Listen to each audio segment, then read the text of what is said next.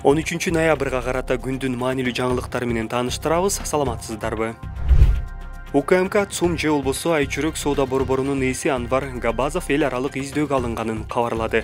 Ал маркум Кримтөбөл Камчы Көлбаевдин кылмыштуу тобунун мүчөлөрүн каржылоого жана кылмыштуу кирешелерин адалдоого катышкан деп шектелүүдө. Габазовго карата уюшкан топторду жана кылмыштуу коомдоштукту каржылоо беренеси менен кылмыш иши козголду. УКМКдан ал фамилиясын Мамбетов деп өзгөртүп алганын белгилешти. Тергөө учурунда ал жардамчысы Романов аркылуу Көлбаевге Mercedes-Benz 222 үлгүсүндөгү брондолгон унаны белек кылганы, ал Габазовдун акчасына сатылып алынганы аныкталды.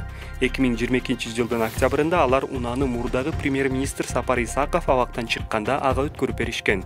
Ошол жылдын 5-октябрында Ала Тоо аянтында унага ок тийген. Ичинде Исаков жана башка саясатчылар болгон, дешти атайын кызматтан. Габазов менен Көлбаев ымалалаш тараптар менен Ысык көлдүн Кара Ой айылындагы баасы $15 миллион мурдагы Зил пансионатынын 42 гектар аянтын мыйзамсыз ээлеп, өз кишилерине каттатып алганы айтылат. Аны менен катар экөөнүн ортосунда жалпы каржылык иштер жана кызматташуу фактылары аныкталды. Габазов мурда Көлбаевдин жакындарына катталган Бишкектеги кымбат баалуу батирди, ошондой эле Чолпон Атадагы Каганат эс алуу борборунан коттедж сатып алган. Эгер бизди көрүп жаткан болсоңуз, лайк басууну унутпаңыз. Бишкек шаардык соту 2015 жылдагы шайлоодо акча чогултуу маселеси боюнча Бүтүн Кыргызстан фракциясынын лидери Адахан Мадумаровдун жактоочуларынын апелляциялык арызын карады. Бул тууралуу 13 ноябрда саясатчынын адвокаты Майрамбек Жумабеков билдирди. Ал жактоочулар соттон тергөөдөгү далилдерди мыйзамсыз деп таап, жокко чыгарууну өтүнгөнүн айтты. Бирок шаардык сот аны четке какты. Жумабеков саясатчынын ден соолугунун абалы начар экенин белгилеп, кан басымы 90го чейин түшүп кетип жатат деп кошумчалады. Буга чейин 26 октябрда Мадумаров ден соолугу начарлаганына байланыштуу Бишкектеги Мирсаид Мирахимов атындагы улуттук кардиология борборуна жаткырылып, 2 ноябрда кайра абакка которулган. Өлкөдө жыл башынан бери кызамык менен 3618 адам ооруганы аныкталды. Бул тууралуу Саламаттык сактоо министрлигинен билдиришти. Маалыматка ылайык аталган илдет эң көп Бишкек шаарында катталып, бейтаптардын саны 1076-ны түзгөн. Ал эми Ош облусунда 695, Жалал Абад облусунда 653, Чүй облусунда 562, Ош шаарында 333, Баткен облусунда 96, Талас облусунда 95, Ысык көл облусунда 72, Нарын облусунда 39 учур катталган. Алардын 3195-и 10 жашка чейинки балдар болгон. Ал эми 3618 бейтаптын ичинен 3140-ы ар кандай себептер менен эмдөө алган эмес деп маалымдашты министрликтен. Республикалык эмдөө борборунун 1 ноябрда берген маалыматына ылайык, 10 ай ичинде 3289 адам кызамык оорусуна чалдыкса, алардын көбү 4 жашка чейинки балдар болгон. Журналист Канышай Мамыркулова сентябрда кармалган Бүтүн Кыргызстан партиясынын мүчөсү Замирбек Шамшидин уулунун иши боюнча УКМКга суракка чакырылды.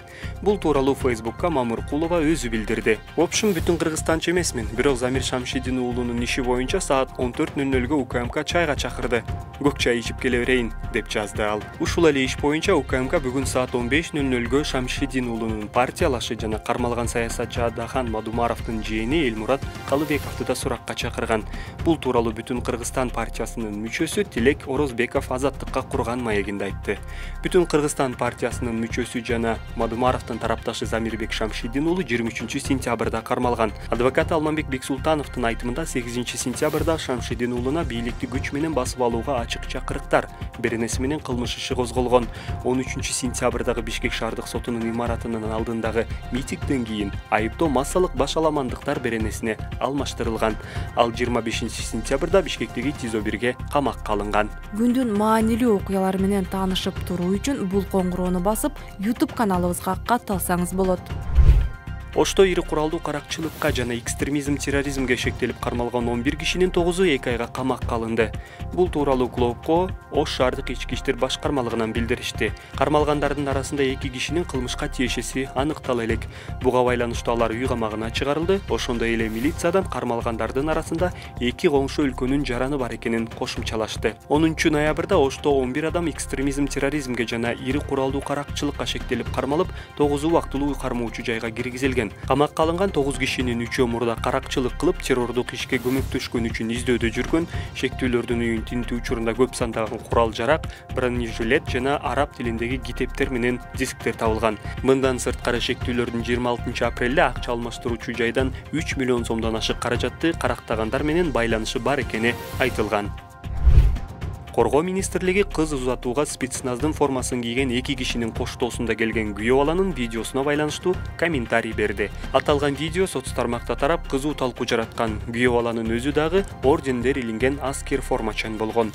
Коргоо министрлиги видеодогу күйөө бала өзү да, аны коштоп кирген спецназчылар дагы офицерлер эмес экенин билдирди. Ал эми кыздын жолдошу Аки пресс басылмасына аны коштоп кирген 2 киши страйкбол куралын көтөргөн актерлор экенин билдирген.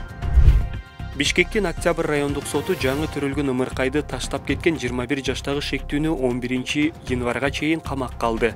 Ымыркай 8 ноябрда саат 23:30 чамасында Бишкектин түштүк-2 кичи районундагы Элебаев көчөсүндө жайгашкан таштандуу челектердин биринен табылган.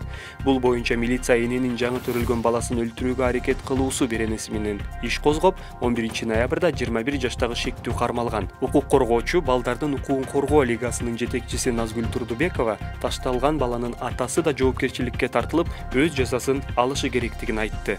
Азыр коом энени гана күнөөлөп, жаман сөздөрдү айтып, жазып окуяны талкуулап атат. Бирок алардын бири да ошол баланы жасаган ата тууралуу айткан жок. Кана атасы? Ал ким? Балким ал байкуш кызды күчкө салып зордуктап койгон. Балким ал кызды алдаган. Эмне үчүн биз бул тууралуу унчукпайбыз? Эмнеге милиция бир гана энесин таап, аны жазага тартышы керек? Деди укук коргоочу. Учурда Ымыркай номер 1 төрөт үйүндө Наристинин абалы туруктуу деп бааланууда. Аталган төрөт үйүнүн жамаатынын чечими менен балага президенттей күчтүү, акылдуу, адилеттүү болсун деп Садыр деген ысым ыйгарылганы белгилүү болгон. Дагы башка жаңылыктар менен кененирээк таанышуу үчүн клубдун Telegram каналына катталсаңыз болот. Шилтеме видеонун баяндоосунда.